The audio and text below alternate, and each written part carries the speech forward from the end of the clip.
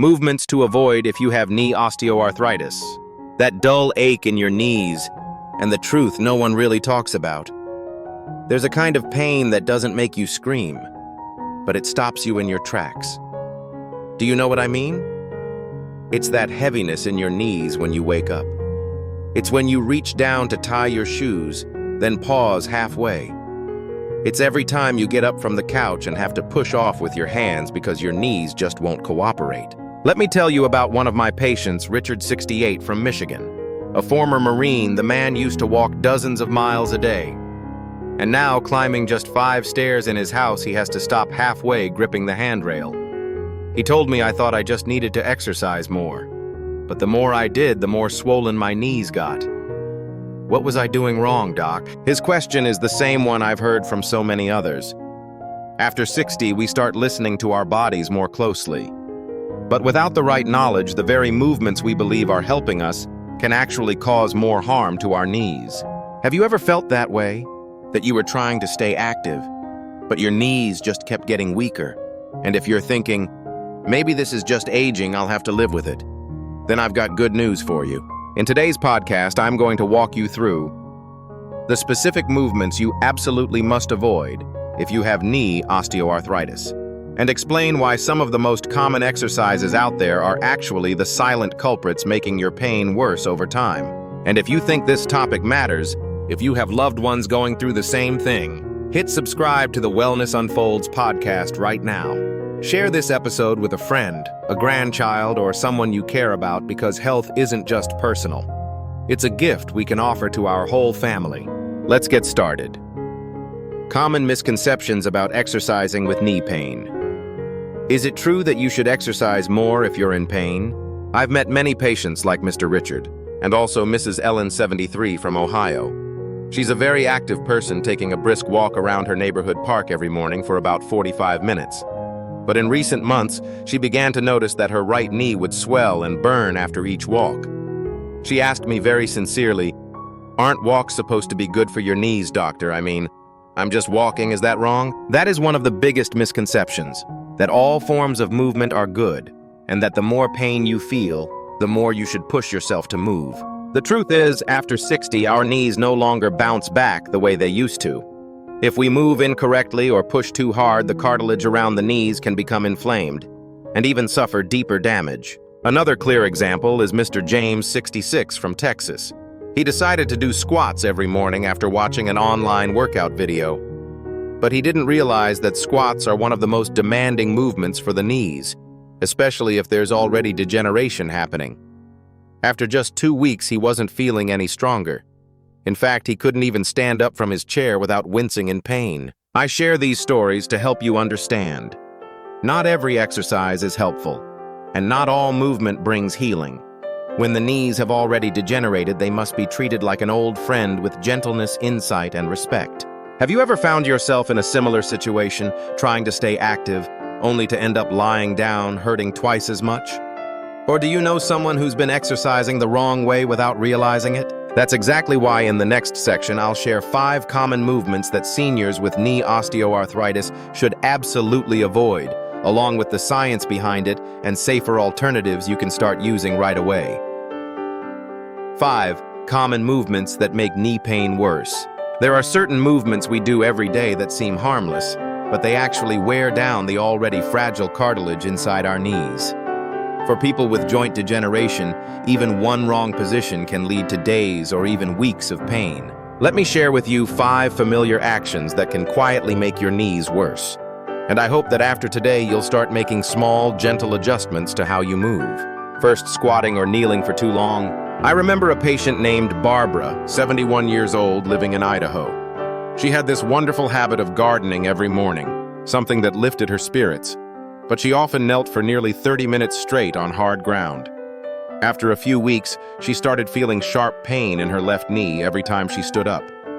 When she came to see me, the MRI showed that constant compression had worsened the cartilage wear and increased inflammation in the joint. If you also love gardening or often have to get low to the ground, try using a small stool instead of squatting or kneeling, or simply use a thick cushion to protect your knees.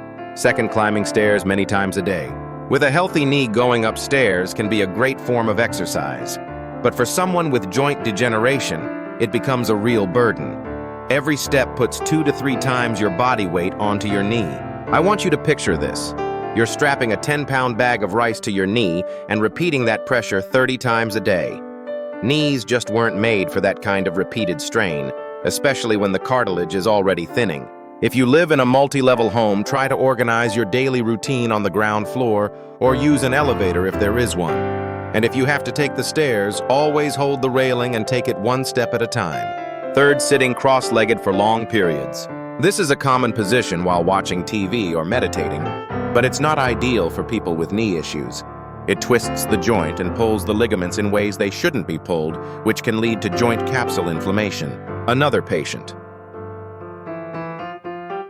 James, 68, from Ohio, used to sit cross-legged for nearly an hour every morning during his meditation. After a few months, his right knee started making cracking noises every time he straightened it. Once he switched to sitting upright in a chair, his pain eased noticeably within just 2 weeks. Have you ever felt something like that? Fourth, twisting your body suddenly while your knees are bearing weight. This usually happens when you're standing and suddenly turn to grab something behind you, like in the kitchen or when looking after your grandchild. When your feet stay planted but your upper body twists, your knee gets caught in the middle, and that's one of the quickest ways to strain a ligament. If you need to turn, make sure to pivot your whole body, including your feet. Don't let your knees get trapped between 2 directions. Fifth, standing too long on hard surfaces. Hard floors, cement, or thin rugs, they can all increase direct pressure on your knees. A simple day of grocery shopping, waiting in line, or cooking non-stop might seem normal, but it's often the reason why so many people end the day with swollen joints. If you have to stand for long periods, try wearing soft-soled shoes with heel support, or place a thick rubber mat under your kitchen area. Small changes like that can give your knees a little room to breathe. I know some of these things sound simple, but when it comes to managing osteoarthritis, it's often the smallest habits, repeated day after day, that bring about the biggest changes. How many of these examples feel familiar to you? Have you ever tried adjusting any of them? If what I'm sharing resonates with your own experience, or reminds you of someone close to you who's quietly living with chronic knee pain, I want to invite you to do 3 small things that could make a big difference. Subscribe to this podcast, Wellness Unfolds. Share this episode with your friends and family, especially anyone silently suffering, unsure of where to even begin. And if you're listening on Apple Podcasts or Spotify, leaving a short review or just a few thoughts can help these messages reach the right people right when they need them. Because health should never be a lonely journey. Together with small, intentional steps, we can care for aging in a way that's informed and deeply respectful. Now let's move into the next part of the podcast, what to do instead of these harmful movements. Once you know what to avoid, the next question is always, so what should I do instead? That's the key focus here. Because rather than just telling you what not to do, I want to offer healthier options that are practical and kind to your changing body. Instead of squatting, use a low stool with a backrest. A small, sturdy plastic chair in the garden or kitchen can be your best friend. You can still tend the plants, still wash things low to the ground without having to kneel or strain your joints. I have a patient named Martha, 73, from Texas. She loved gardening, but for 5 years, she kept kneeling because that's how I've always done it. After switching to a chair with a backrest and some knee padding, she told me I wish I had known this earlier. My knees don't ache like they used to. Instead of climbing stairs, many times reorganize your living space. If your home has an upper floor, see if you can move your essentials downstairs. A small wardrobe, a few bathroom items, medications, drinking water.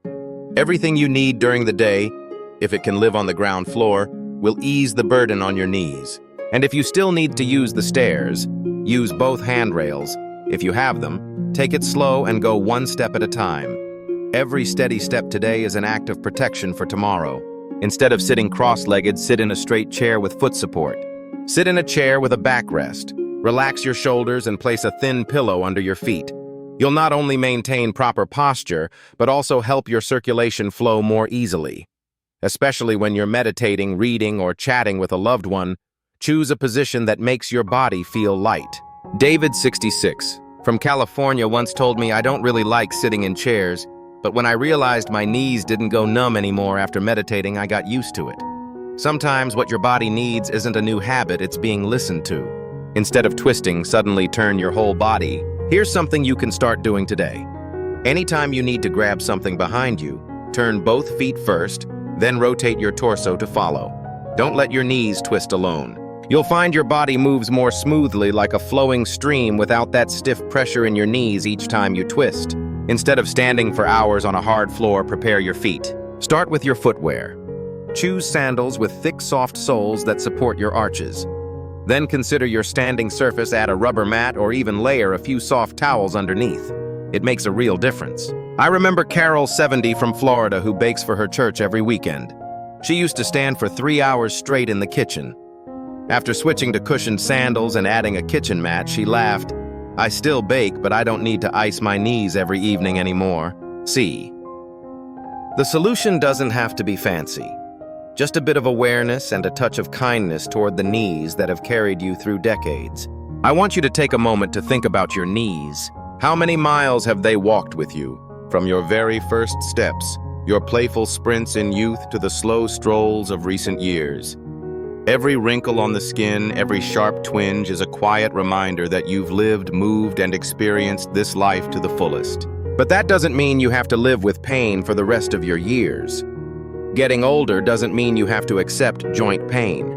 You deserve to feel comfortable, to stay flexible, and to walk freely whether you're 60, 70, or 80. One of my former patients, Richard, 75, from Oregon, once told me, "Sam, I thought knee pain was just part of getting old, until I stopped doing the things that made it worse and started listening to my body every day." And I believe you can do the same. Start today. Take a look at what you're doing every day, how you sit, how long you stand, how often you take the stairs, whether you're overloading your knees. Just a few small adjustments with a bit of patient care can make a big difference. If this podcast helped you realize something important, don't keep it to yourself. Share it with your loved ones, your friends, especially those living with knee osteoarthritis.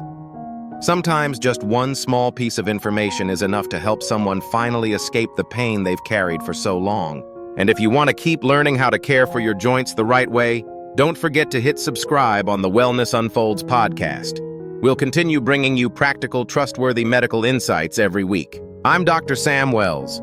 Thank you for spending time with me today. I hope your heart and your knees both feel a little lighter after each episode. Take care, and I'll see you in the next podcast.